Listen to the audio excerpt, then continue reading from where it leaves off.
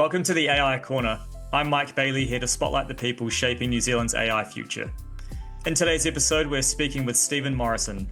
Stephen is a hands-on Gen AI leader driving real-world impact at scale. At Fonterra, he's transforming how 22,000 employees interact with AI from the farm all the way through to the boardroom. With deep roots in enterprise tech and change management, Stephen is implementing AI, building bots, deploying Microsoft Copilot globally, and embedding AI across business systems. Welcome to the pod, Stephen. Thanks, Michael. Take us back for a second. You've been in tech for your entire career. I'd love to know what first got you interested in AI and how did you get involved as part of your day-to-day job today? Yeah, so I haven't been in tech my whole career, but I've definitely been around tech my whole career, starting off with hardcore data centers and server racks. And the happiest day of my career was when I walked away from all that and we virtualized it all. That was a long time ago now. And today, when we look at where we're at, it's a very different landscape. I got into AI a while back because I've always been quite interested in what is the cutting edge. And we'd been using Google Home devices for about 10 years at home and talking to it. So my family has been very comfortable for about the last 10 years using early AI and that sort of thing. I got interested in the transformers before they went viral. So I'm kind of lucky in that phase, but I mean, back in the early days, it was more like simple things like the quick brown fox was then guessed. And now we're in a state where we can have them impersonate humans at a fairly impressive level. Definitely not always going to be there, but they're great next word guesses. Advanced autocomplete, some might say, right? Yes, yeah, advanced autocomplete. Awesome. You've said in the past that one of the biggest blockers to AI isn't actually the technology, especially in enterprise. It's more about change management.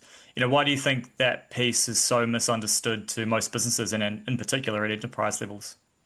Yeah, so I now have my people from Microsoft quoting it's 99% change management line. So if I look at it, the challenge is that for half of the workforce, we've been doing the things that we do the way we do for, 15, 20, 30 years. And so our muscle memory and habits are built around working a specific way. This kind of bringing AI into the workforce is all about changing that. So how do we get people to think differently? We've been talking about people need to think differently for generations, it feels like, but this is the reality of it. When I first started my career, we went to the workstation to use the computer, and they were called workstations for a while, but now it's just the PC.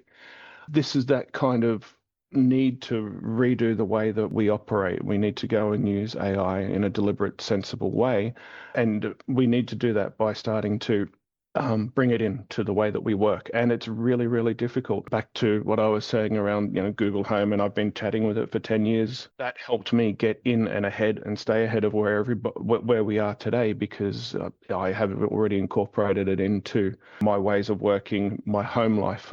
The message behind me here is a bit of a joke, but it's when people ask me how to get started, the simple thing I say is use it at home.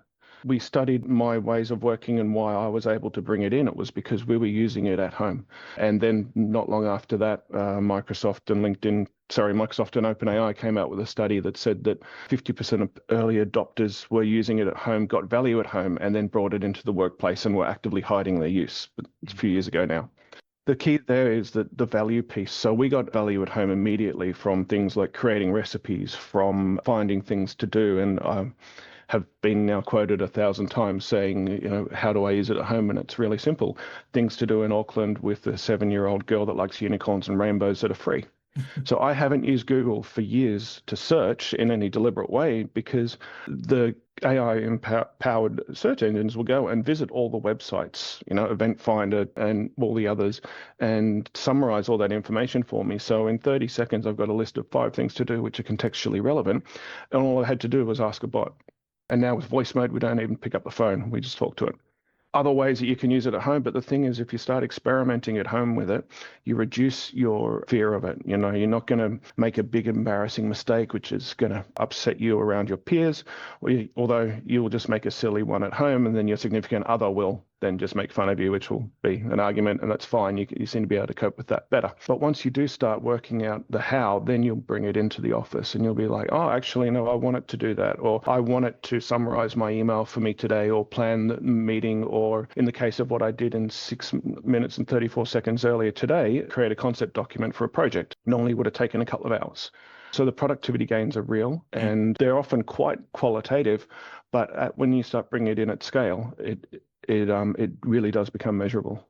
Totally agree, right? And from what I've seen online, the most successful companies, they're not exactly asking how can we use AI. They're asking, what takes our best people 10 minutes that shouldn't exist at all as part of the workflow. So it's almost as if the real insight is kind of hidden in plain sight. So the AI strategy shouldn't just be about an AI strategy. It should be about a specific list of problems that you're trying to eliminate or turbocharge through smarts and sort of augmenting it with more knowledge, right? I don't think we should be having an AI strategy. I think we should be having a business strategy. Yep. And AI, like technology, like everything else, comes in underneath and supports it. If you have an AI strategy, then you got a very powerful solution looking for problems. And yeah, it'll find some, but what matters is how is a business going to make money? How is it going to manage its costs?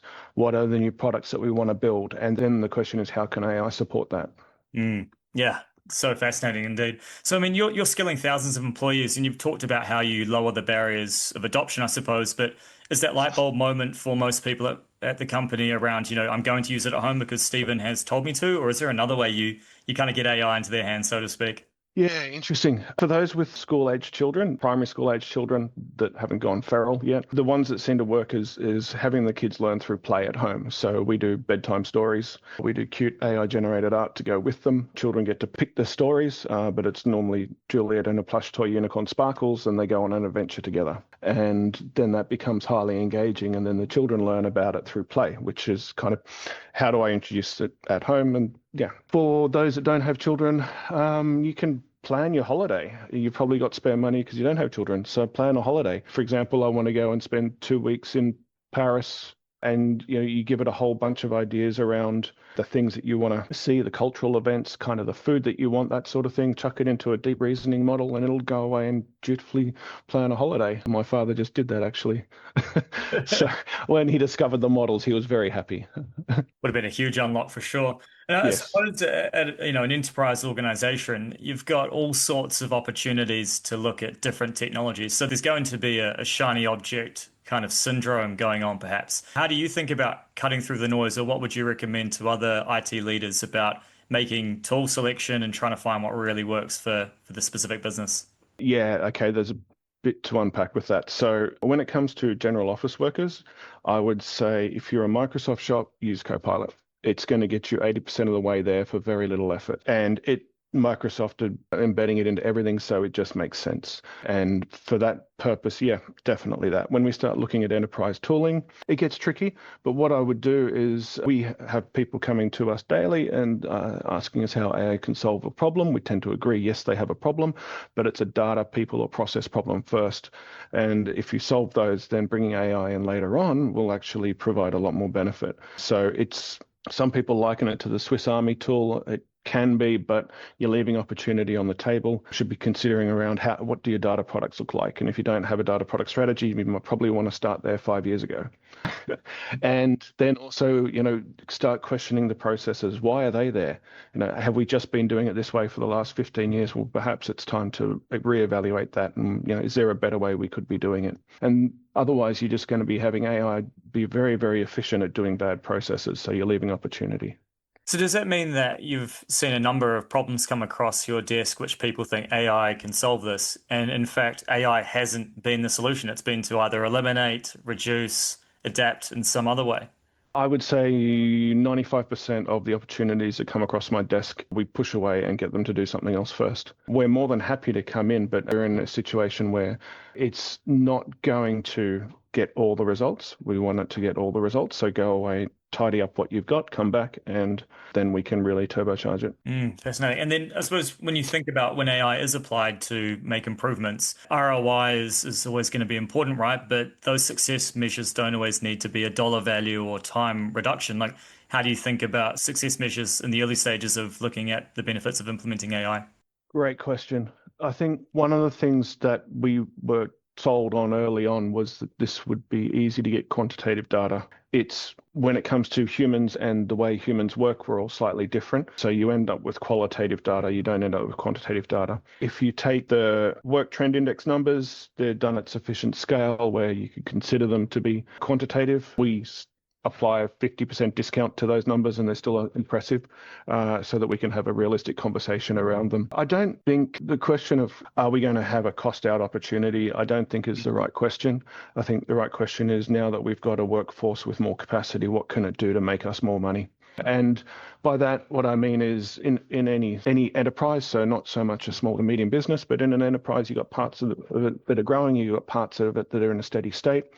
With AI, we're able to do more with the same. So why don't we take resourcing from that steady state part and put it and apply it to the high growth and mixtures of that? And, there are opportunities where roles. So an interesting one, I had a lady from a public service, leave it at that, that came to me and was asking me questions around, how could they approach their staff around. The staff were very fearful of AI and that it was going to take their jobs. And she quoted one specific example where the person was literally copying information from one Excel spreadsheet to another Excel spreadsheet. My response to her was, we automated that process 15, 20 years ago. Why is this person still in a job? And it's got nothing to do with AI. That's all robotics and process automation and that sort of thing. So it may speak to, where that public department is on the continuum of technology, but I think it's overstated in what AI will do, especially when we're dealing with stuff like that, where, people are still in the 90s or the noughties. I agree. And there was a really telling study that came out from Morgan Stanley, which basically pointed to where enterprise companies are focusing their AI investments. And most people believe it's more around cost reduction or headcount optimization or admin streamlining. Whereas the early enterprise adopters that were seeing a lot of benefits from AI and were actually prioritizing growth, production output, customer service enhancement, accelerating sales and revenue expansion. So, as you say, it's not about doing the same things cheaper, it's about doing entirely new things better. And I think Yeah. that's where the businesses that really benefit from AI come in with that lens from day one, rather than going, how can we reduce our headcount? That's, yeah, as you say, the tools in some parts aren't even really there yet to do that. Yeah. And look, I won't speak about what Fonterra is doing, but that's exactly the strategies that we're employing. How can we go faster, faster, faster? Whether that be in the production line or in sales or customer service. And yeah, that's showing early but very successful results. And you've got a lot of individuals that you're, working to get on the bus to kind of adopt AI and the tools that you're bringing to the business. I'm sure you have remarks from people saying, "I don't have time to use a tool that saves me time," right? Which is a Yeah. fascinating paradox. We've seen it internally, and I've seen it with other people I've spoken to. How do you manage that? I've been having that one for years. How can you not have time to use a tool that saves you time? And that's where I come back to small wins. If you experiment at home, and it's a winning strategy, so I'll keep coming back to change management starts at home. Once you start valuing it in the home place, you will bring it into the workplace. You'll realize that you can write the executive summary in about 5 seconds using AI to summarize the rest of the content. You can have it create imagery. You can have it come up with new product ideas. You are limited by your imagination as to where it can come in, at least in that kind of white collar way. And take me, for example, I don't take notes anymore. We are lucky to get early access to some stuff. So for the last 6 months, Microsoft's facilitator has been sitting in all meetings, taking my notes for me, taking action items that now even make sure that our agenda is completed and reminds us and talks to us about agenda items that we haven't gotten to or decisions that we haven't made. So it's becoming a really, really efficient way to run a meeting, and I've been cognitively free to focus on the meeting. So the quality of our meetings is getting better. I don't want to go to a meeting perspective, but I need to know what's going on. The intelligent recapping feature enables me to consume an hour-long meeting in 15 minutes, and that's backed up by research. So I just got 45 minutes back that I can do something productive with. Now, if I can skip a couple of meetings but stay informed in a day, I've now got hours back. How do I use that? Well, that's up to me. That's up to you. That's up to everyone to decide how they use it. And the average intelligent person uses it to do the most next important thing. So we're getting more work done. Yeah, it's only good for organizations like yours and just the country at large with the productivity challenges we have in New Zealand for sure. Yeah. I suppose a lot of enterprise teams they probably don't feel AI ready, and I suppose this goes back to your data question or data point, right? Like in your view, what does readiness look like when it comes to AI? Is there a myth about readiness that we should debunk? Because as you say, a lot of these tools can be plugged in and play with without a data source at the center of it. To be honest. Yeah, they can, but you'll miss the wealth of knowledge in the organization. So it's just a generic AI chatbot at that point. Again, I'll speak to them, Microsoft, because, what they have like 85% market share or whatever it is. So speaking to most companies in the world, if you use SharePoint and Teams and that sort of thing, the first thing you're going to need to do is make sure you don't have an oversharing issue. The AI itself, so Copilot, it's just a chatbot, but what it's really good at is giving Microsoft Search some really powerful search terms to find all the documents. So if you've got SharePoint sites that are open that probably shouldn't be, that knowledge is going to leak out into the general domain. A key thing to understand, though, is that people only have access to the documents. Sorry, their Copilot only has access to the documents that they have access to. It doesn't have access to anything else. So if you solve your permissions issues, then you've solved 99% of the adoption challenges that you'll have around data. That said, there are pre-existing issues to do with the way that the enterprise has approached security around SharePoint and Teams. It's got nothing to do with AI. That issue and that risk exists today. It existed 5 years ago. So we've got an incredibly powerful search engine, and it's shown up the weaknesses in a lot of organizations and the way they've approached security. Beyond that, then just get going. There's material out there to use. It's easy to understand, and find who are your champions around AI. So who's using it, who's got all the apps on their phones, and then give them a Copilot license and off they go. Absolutely. I suppose switching gears for a second, you've seen a number of technological revolutions, and this one is certainly taking everybody by storm. What's your kind of overall perspective? Do you think the hype scale is kind of it's real? Do you think we're people are undercooking it? Do you think they're overcooking it? Would like your personal opinion there. Yeah, so I live in a bubble with all the shiny toys, which it makes me a bit of a cynic when it comes to this, because as new things come out, we test them pretty quick and we work out, what they are. Are they real? Are they not? What are they? And I think we haven't reached the top of the hype cycle. I used to think 2 years ago, when 2.5, 3 years ago, whenever it was, when OpenAI turned into, a viral event, that was people said we're at the top of the hype cycle. Very quickly after that, I was like, no, but this thing hasn't even started yet. I think for the average consumer, it's just all noise. There's a lot of scientific data and that sort of thing out there to consume around all this stuff and what matters and doesn't matter. I think that we're probably nearing the top. I think it's more of a company by company hype cycle issue. Tomorrow we have Apple's announcements where we'll see how successful they are or are not in recovering from where they're at. We've just had Microsoft's build where they launched a whole bunch of new stuff, which is quite interesting. And we've got Google doing theirs, and you got Salesforce with theirs. I think that if you look at once you peel back the covers at a company by company perspective, that's when we can start seeing who's really there and who's really all in and who's struggling. And they're probably the ones that I'd be concerned about from a hype perspective.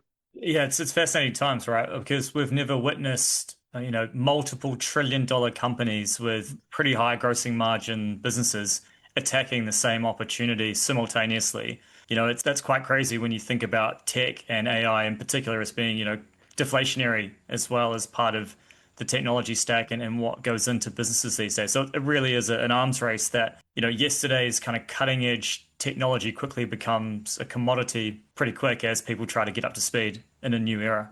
Oh yeah, we have never been in a environment where technology is depreciated so quickly. If you look at the cost of tokens, and I won't get into the tech of that, but I think it's like 1,000 times cheaper now than it was when 3.5 came out, and that's just, 3 years later. So effectively, these models are worthless the day they're trained because someone will have something else out.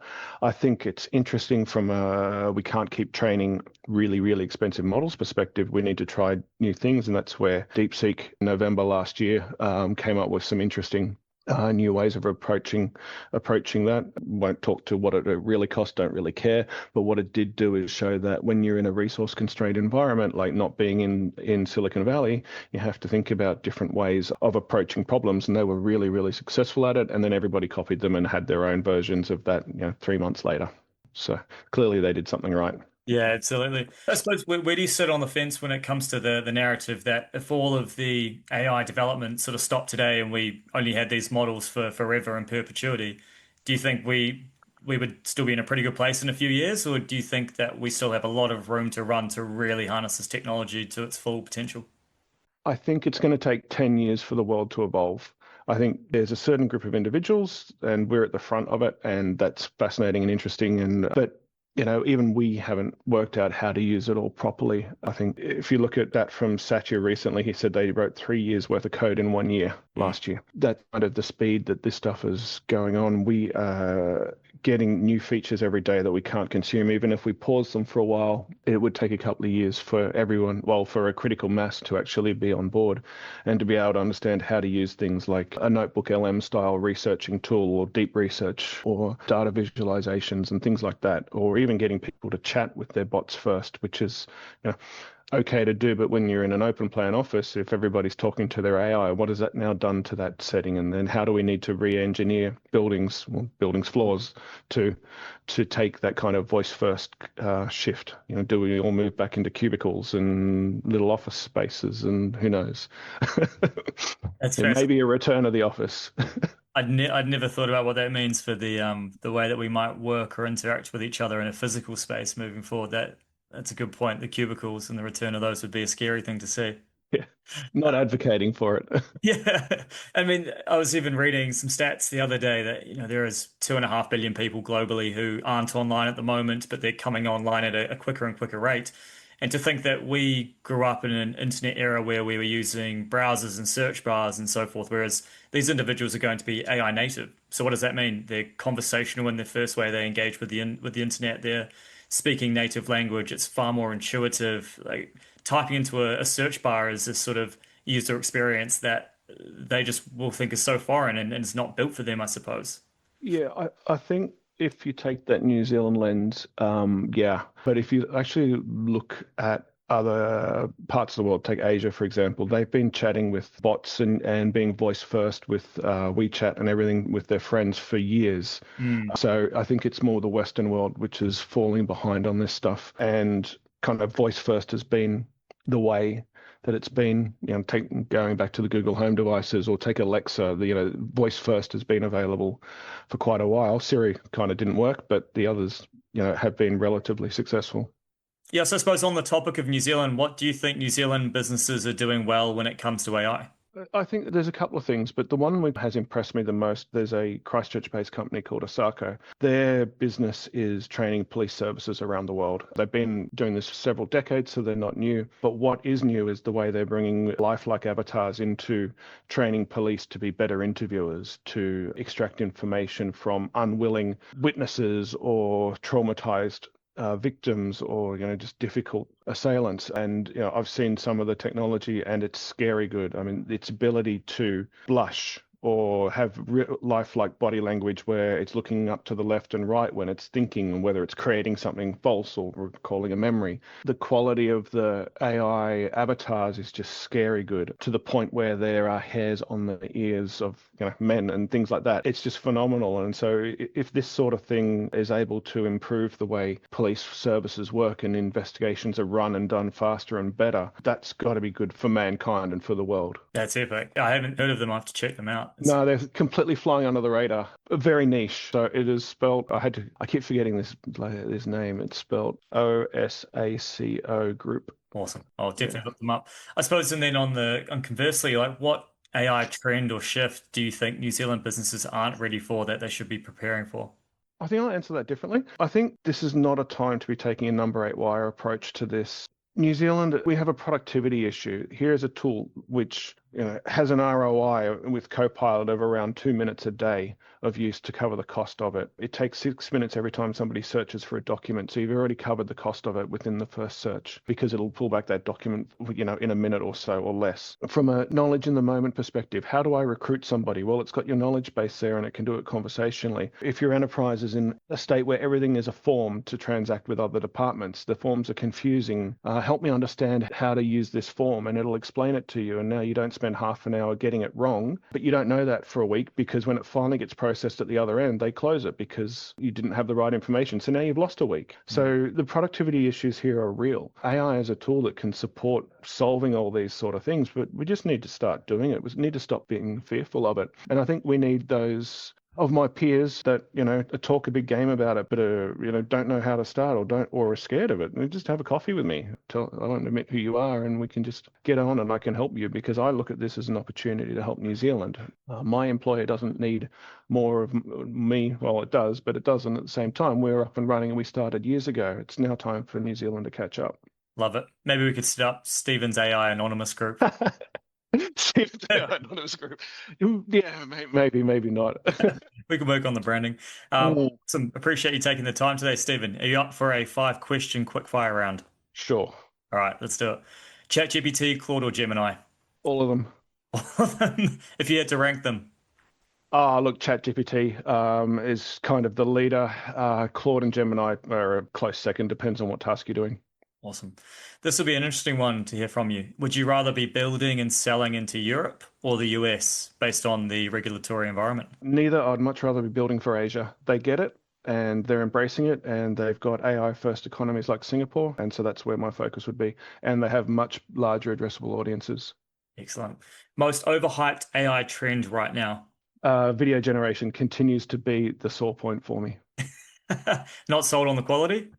No, not sold on the quality. Continuity sucks, and I'm waiting for the day when I can have AI flicks and have whoever's likeness I want in a movie with a theme that I want. And yeah, we'll replace Netflix. I think VO3 is still a few years away from that. So yeah, we'll keep waiting. All right, open source or closed sourced models? Oh, it's a bit like the first question. I don't think it matters. There's benefits to both. If you're a tinkerer, feel free to go open source. But if you're at scale, if doing general stuff, closed source is fine. Wicked. You've already answered this, but I wonder if you have another up your sleeve. I do. New Zealand company quietly doing great AI work. Yeah, related company. So Possible.ai. They've had an interesting start. They do really have a really good lens on what they're trying to deliver. I think they'll set themselves apart in delivering services and someone that I'm going to continue to watch. Excellent. Well, awesome. Really thank you for taking the time, Stephen, for joining us today. And to our listeners, please subscribe to the channel for weekly episodes and to hear more from the people building New Zealand's AI future. Until next time, thanks for tuning in to the AI Corner.